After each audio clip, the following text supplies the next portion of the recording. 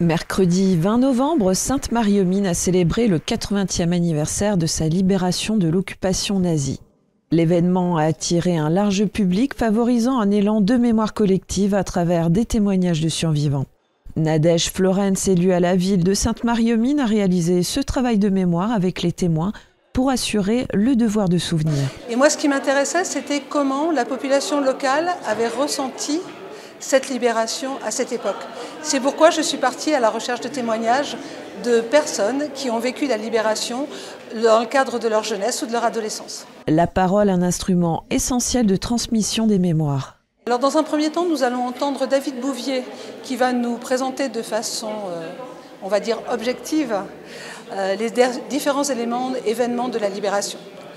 Puis nous entendrons les témoins de la libération, les témoignages que j'ai pu recueillir. Certains sont présents ici et pourront parler directement. Pour d'autres, ce sont les enfants du conseil municipal ou d'autres jeunes qui vont porter leurs paroles, les paroles que j'ai transcrites à partir d'enregistrements que j'ai réalisés chez des gens. Un hommage a été rendu à Lord Diebold Mussler, compagnon de la libération. Alors nous avons, l'école élémentaire porte le nom d'école Alberg, qui est le nom d'un résistant. Et nous avons souhaité donner le nom de l'autre résistante locale connue, Lord Diebold Mussler, donc Mado, son nom de code, à l'école maternelle. D'autant plus que cette école se situe rue de la Résistance. C'était l'occasion aussi pour nous de mettre à l'honneur une femme, parce qu'il y a peu encore dans la ville d'endroits qui portent des noms de femmes.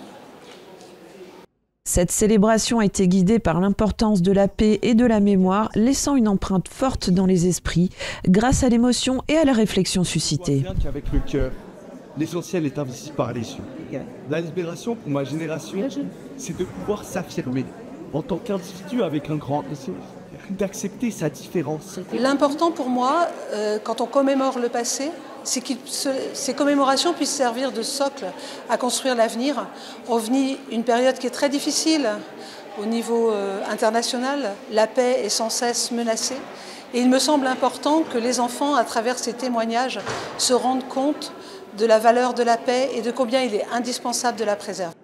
Faire en sorte que la jeunesse et les prochaines générations puissent se souvenir de l'horreur, de la barbarie, de tout ce qu'on ne voudrait jamais pouvoir retrouver. Et c'est le vœu que nous faisons ce soir par une telle célébration.